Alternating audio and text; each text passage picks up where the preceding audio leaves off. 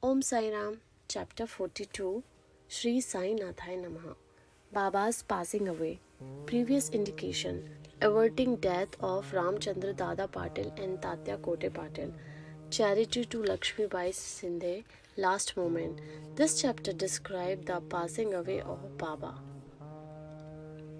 Preliminary. The stories given in the previous chapter have shown that the light of Guru's grace removes out fear of the mundane existence, opens the path of salvation, and turns our misery into happiness.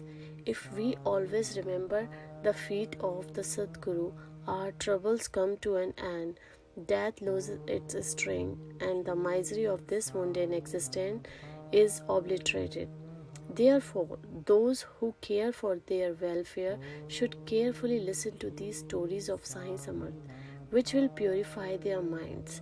In the beginning, Hamarpan dwells on Dr. Pandit's worship and his marking Baba's forehead with Tripundra, that is, 3 horizontal lines. But as this has been already described in chapter 11, this has been omitted here. Previous indication: the readers up till now heard the stories of Baba's life. Let them now hear attentively Baba's passing away. Baba got a slight attack of fever on 28 September 1918. The fever lasted for 2 or 3 days, but afterwards Baba gave up his food and thereby he grew weaker and weaker.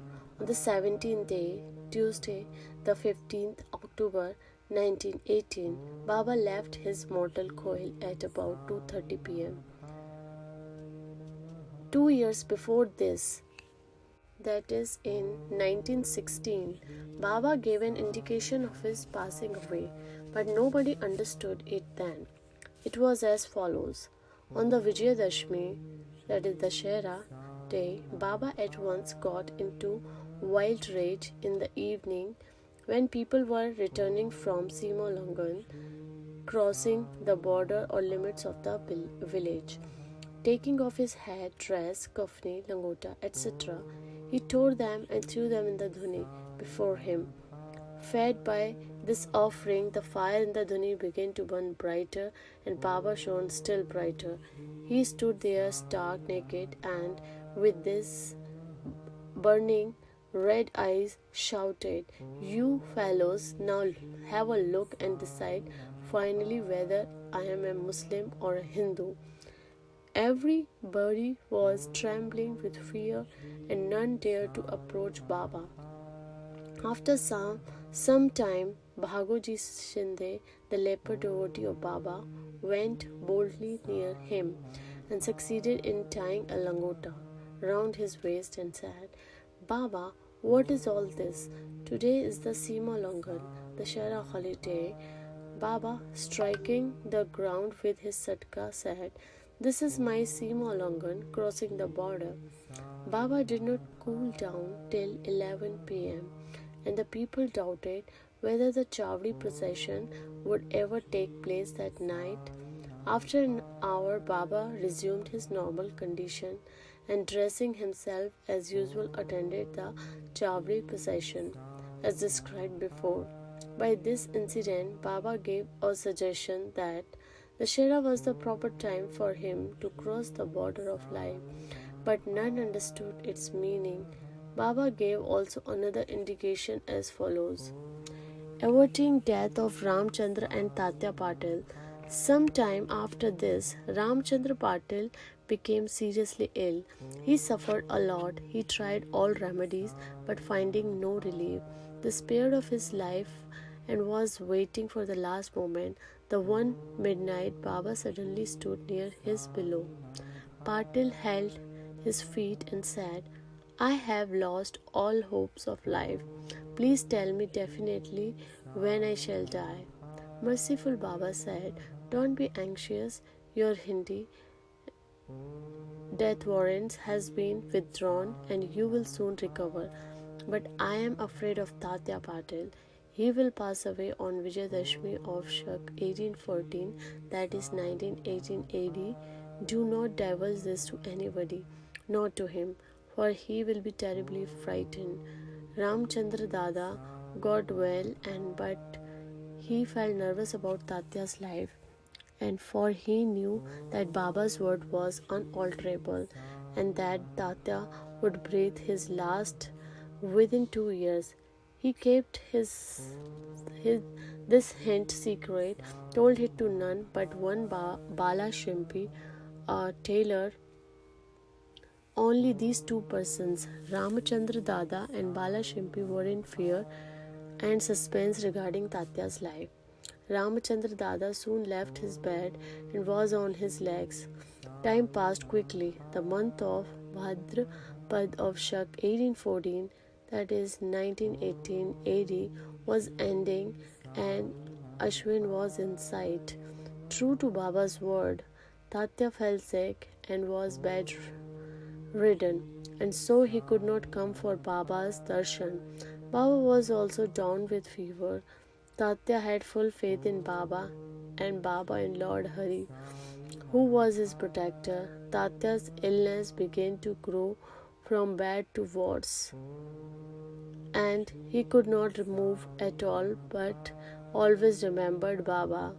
The predicament of Baba began to grow equally worse the day predicted. Vijayadashmi was impending, and both Ramchandra Dada and Bala Shimpi were terribly frightened about Tatya, and with their bodies trembling and perspiring with fear, thought that, as predicted by Baba, Tatya's end was near. Vijayadashmi dawned, and Tatya's pulse began to beat very slow, and he was expected to pass away shortly. But a curious thing happened. Tatya remained. His death was averted, and Baba passed away in his state. It seemed as if there was an exchange. People said that Baba gave up his life for Tatya. Why he did so, he alone knows, as his ways are indestructible. It seems, however, that in this incident, Baba gave a hint of his passing away, substituting Tatya's name for his. Next morning, Baba appeared to Daskanu at Pandharpur in his dream and said to him, "The masjid collapsed. All the oilmen, grocers of Shri teased me a lot, so I left the place. I therefore came to inform you here. Please go there quickly and come over with the bhakal flowers." Daskanu got the information also from Shirdi letters. So he came to Shirdi with his disciples and started bhajan and kirtan and saying the Lord's name all through the day before Baba's Samadhi. Himself weaving a beautiful garland of flowers studded with Lord Hari's name, he placed it on Baba's Samadhi and gave a mass feeding in a Baba's name. Charity to Lakshmi Bai. Dashera or Vijayadashmi is regarded by all the Hindus as the most auspicious time, and it is befitting that Baba should choose this time for his crossing the borderline. He was ailing some days before this. He was ever conscious internally. Just before the last moment, he sat up erect without anybody's aid and looked better. People thought that the danger had passed off and he was getting well. He knew that he was to pass away soon, and therefore he wanted to give some money as a charity to Lakshmi Bai Shinde, Baba pervading all creatures. This Lakshmi Bai Shinde was a good and well-to-do woman. She was working in the masjid day and night. Except Bhagat Mahalsapati, Tatya and Lakshmi Bai, none was allowed to step in the masjid at night. Once, while Baba was sitting in the masjid with Tatya in the evening, Lakshmi Bai came and saluted Baba. The latter said to her, "O Lakshmi, I am very hungry." Off she went saying, "Baba, wait a bit. I return immediately with bread." She did return with bread and vegetables and placed the same before Baba. He took it up and gave it to a dog. Lakshmibai then asked, "What is this, Baba? I ran in haste, prepared bread with my own hands for you, and you threw it to dog without eating a morsel of it. You gave me trouble unnecessarily." Baba replied, "Why do you grieve for nothing? The peasant of the dog's hunger is the same as mine. The dog has got a soul. The creatures may be different, but the hunger of all is the same. Though some speak and others are dumb, know for certain that he who feeds the hungry really serves me with food. Regard this as an axiomatic truth. This is an ordinary incident, but Baba Therapy propounded a great spiritual truth and showed its practical application in daily life without hurting anybody's feeling. From this time onward, Lakshmi Bai began to offer him daily bread and milk with love and devotion. Baba accepted and ate it appreciatingly. He took a part of this and sent the remainder with Lakshmi Bai to Radha Krishna Mai, who always released and ate Baba's remnant prasad. This bread story should not be considered as a digression. It shows how Baba pervaded all the creatures and transcended them. He is omnipresent, birthless, deathless, and immortal. Baba remembered Lakshmibai's service. How could he forget her? Just before leaving the body, he put his hand in his pocket and gave her once rupees 5 and again rupees 4 and in all rupees 9.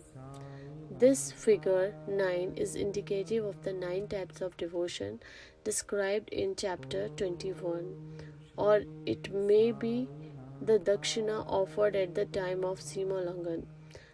Lakshmi Bai was a well-to-do woman, and so she was not in want of any money.